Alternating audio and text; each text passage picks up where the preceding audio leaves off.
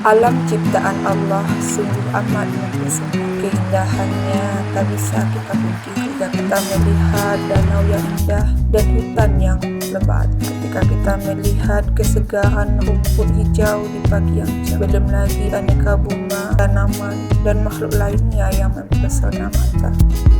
Allah berfirman dalam surat As-Sajdah ayat 9 yang berarti, kemudian dia menyempurnakan dan meniupkan ke dalam tubuhnya ciptaannya, dan dia memberikan kamu pendengaran, penglihatan, dan hati, tetapi kamu sedikit sekali bersyukur.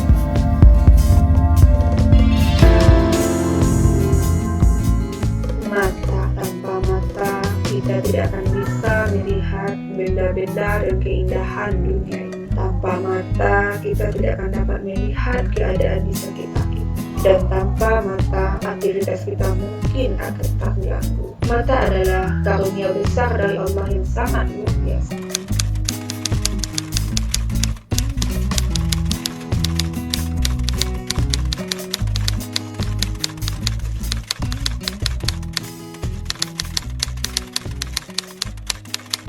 Apa ya jawabannya?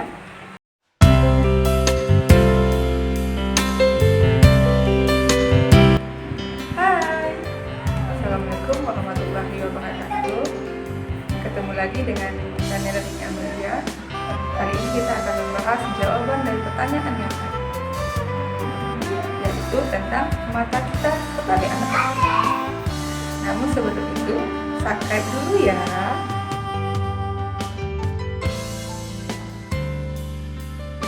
Mata sebagai alat optik. Kenapa mata merupakan alat optik? Karena mata adalah organ tubuh kita yang sangat sensitif terhadap cahaya.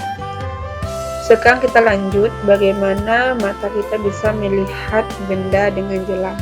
Proses melihat kita dimulai dari jatuhnya cahaya pada benda yang kita lihat. Cahaya memantulkan benda dan mengirim garis lurus menuju mata kita. Cahaya tersebut melewati kornea mata. Ini kornea mata.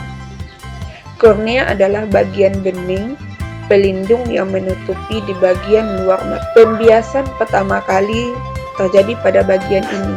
Lapisan bening di luar mata ini adalah kornea. Di dalamnya ada lapisan tipis air mata yang disebut dengan aqueous humor. Pembiasan cahaya terbesar terjadi pada permukaan aqueous humor ini. Hanya sedikit saja pembiasan yang terjadi di lensa mata. Hal ini dapat dipahami saat cahaya sampai di lapisan tipis air mata, cahaya berpindah medium dari udara ke lapisan tipis air mata, di mana dua medium ini memiliki indeks bias yang berbeda. Sedangkan antara aqueous humor dengan lensa mata, indeks bias mediumnya hampir sama. Selanjutnya, cahaya melewati pupil. Pupil adalah pembukaan hitam di mata yang memungkinkan cahaya masuk ke mata. Pupil ini terletak di tengah-tengah iris.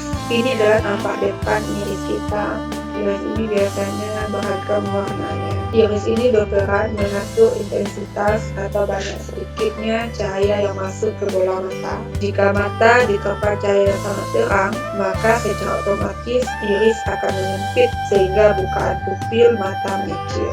Dan sebaliknya, jika cahaya yang masuk ke mata sangat minim, maka iris akan melebar yang mengakibatkan bukaan pupil menjadi besar. Setelah melalui pupil, cahaya melewati lensa mata. Lensa mata merupakan bagian yang jernih dengan struktur melengkung. Lensa mata ini membiaskan cahaya agar difokuskan ke retina. Ini retina kita. Retina ini memiliki jutaan reseptor sensitif, di mana retina ini bertugas menangkap bayangan yang dilihat oleh mata kita. Gambar yang sudah ditangkap oleh retina akan dikirimkan ke otak, dan ternyata gambar yang ditangkap oleh mata kita itu terbalik dan bentuknya dua dimensi. Jadi saat dikirim ke otak, gambar yang ditangkap mata tidak sesuai dengan yang kita lihat. Untungnya otak kita itu sangat canggih.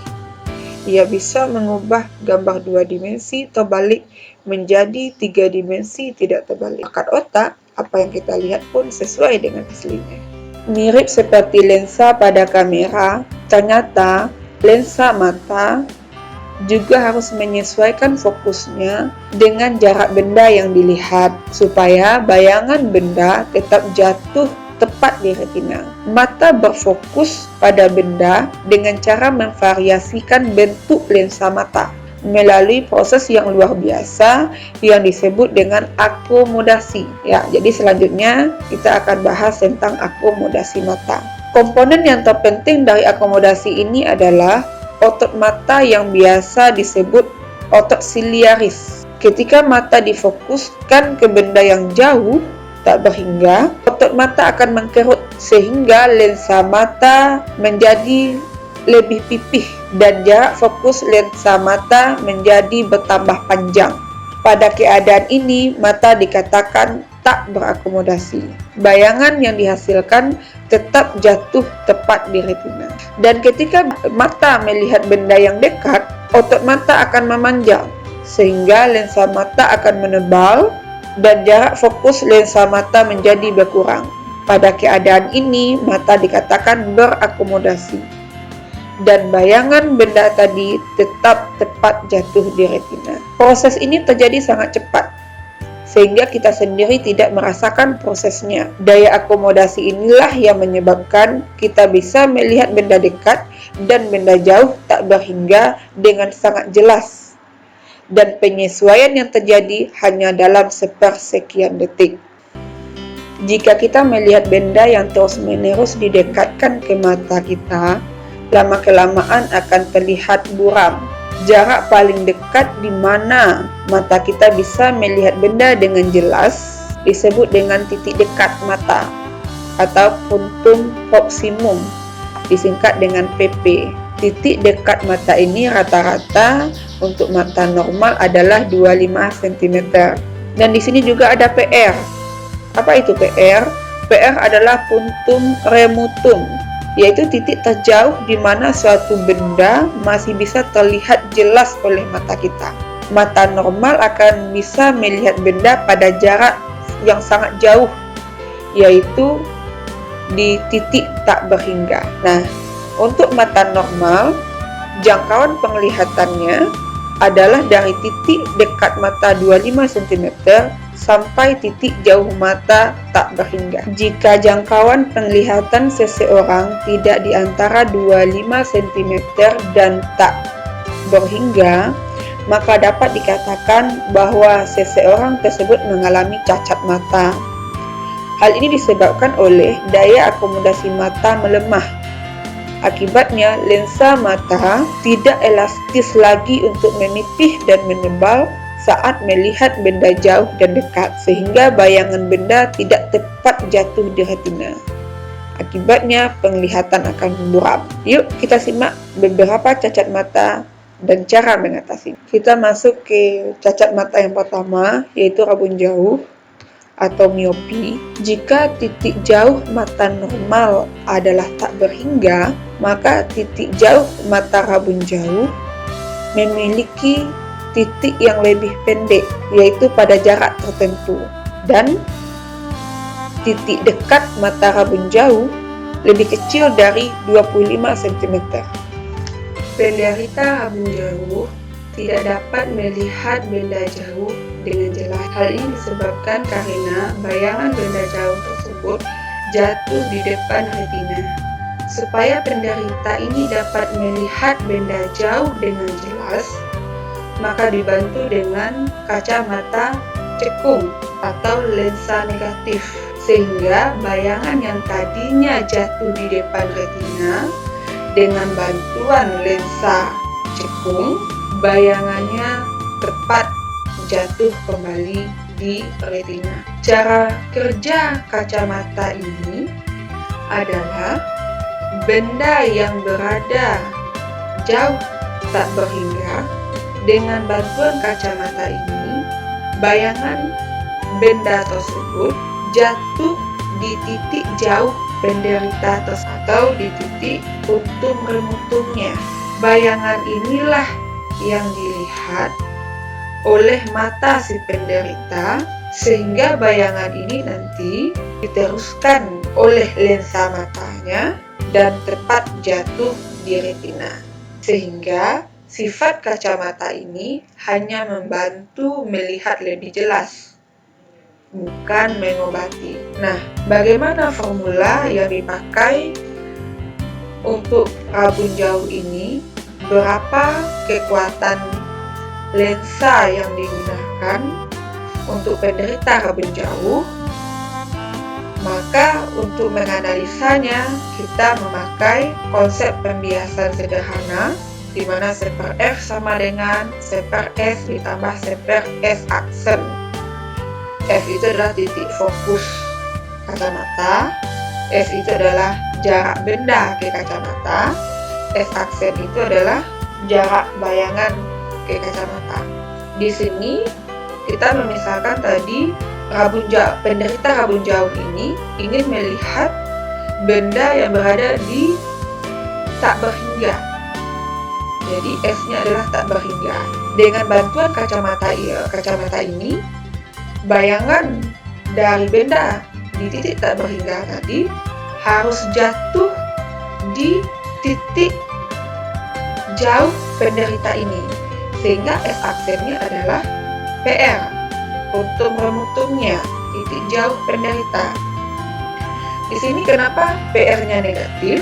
Karena bayangan yang dibentuk oleh lensa negatif ini terbentuk di depan lensa. Kalau bayangan yang terbentuk di depan lensa, maka nilainya negatif. Nah, kalau kita turunkan persamaan ini, maka kita dapatkan bahwa titik fokus lensa kacamata itu sama dengan min PR-nya penderita. Dan seperti yang kita tahu bahwa kekuatan lensa itu rumusnya adalah P sama dengan 100 per F. Dengan mengganti F itu adalah min PR, maka kita dapatkan bahwa kekuatan lensa untuk orang rabun jauh adalah 100 per min 4 PR. Yang kedua, kita masuk ke rabun dekat atau hipermetropi. Penderita rabun dekat akan melihat benda dekat seperti membaca kurang jelas. Hal ini dikarenakan karena daya akomodasi mata berkurang saat melihat benda dekat. Kemampuan lensa matanya untuk menebal berkurang, sehingga lensa mata tidak cukup mampu memfokuskan benda dekat untuk tetap jatuh di retina. Hingga penderita rabun dekat, bayangan benda akan jatuh di belakang retina. Kondisi ini dapat dibantu dengan memakai kacamata berlensa cembung atau berlensa positif. Kacamata ini akan membantu membiaskan cahaya sehingga bayangan yang tadinya jatuh di belakang retina akan kembali jatuh ke retina lagi.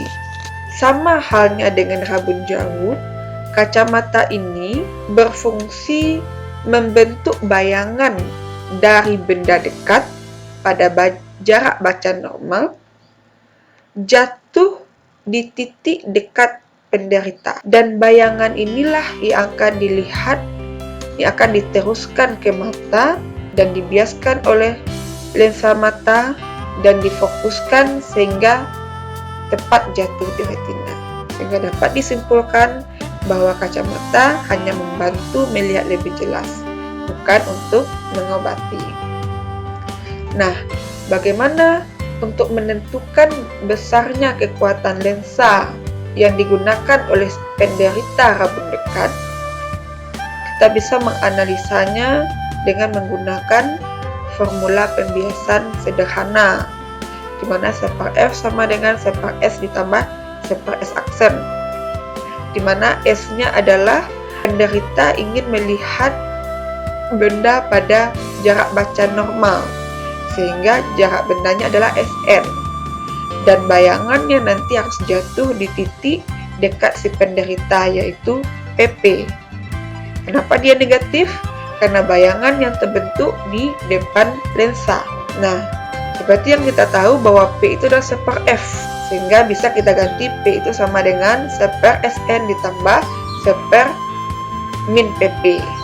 Sehingga kita turunkan dalam satuan cm bahwa P itu sama dengan 100/X dikurang 100/pp. Dengan X itu adalah jarak benda di depan mata. Yuk, sekarang kita bagaimana menggunakan formula yang sudah kita dapatkan tadi dalam menyelesaikan permasalahan yang terkait dengan cacat mata. Di sini ada soalnya. Seseorang tidak dapat melihat benda jauh tak hingga dengan jelas. Kemudian dia memaksakan diri ke dokter mata. Untuk mengatasi kelemahan itu, dia diberi saran oleh dokternya untuk memakai kacamata dengan kekuatan -1/3 dioptri. Berapakah titik jauh mata orang tersebut? Nah, dari soal tersebut dapat kita ketahui bahwa orang ini ingin melihat benda jauh dengan jelas. Berarti jarak bendanya terletak di tak berhingga. Dan kekuatan lensa yang dipakai adalah -1/3 dioptri. Yang ditanyakan di soal ini adalah berapa titik jauh mata orang ini. Titik jauhnya sama dengan S aksen orang ini. PR-nya yang ditanya ya.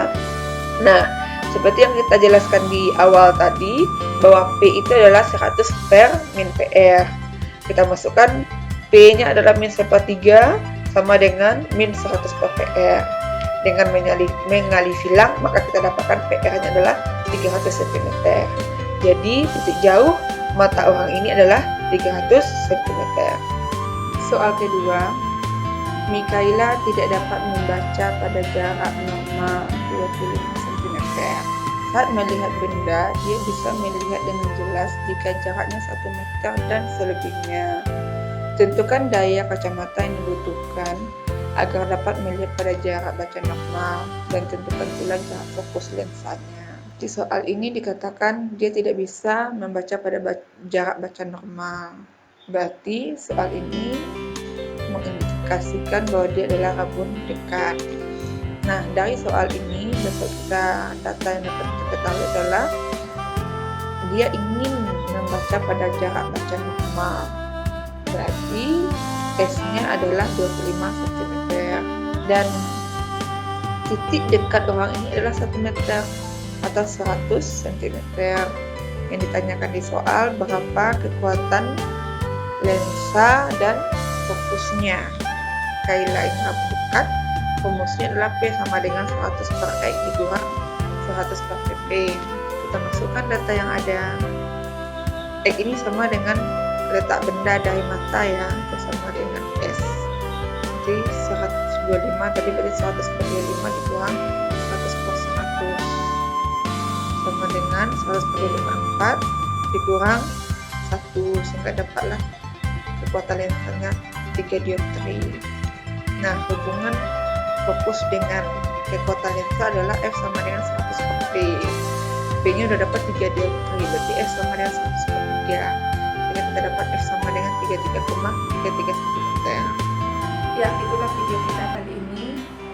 Mari kita jaga daya akomodasi mata kita dengan menggunakan mata kita sesuai dengan aturannya.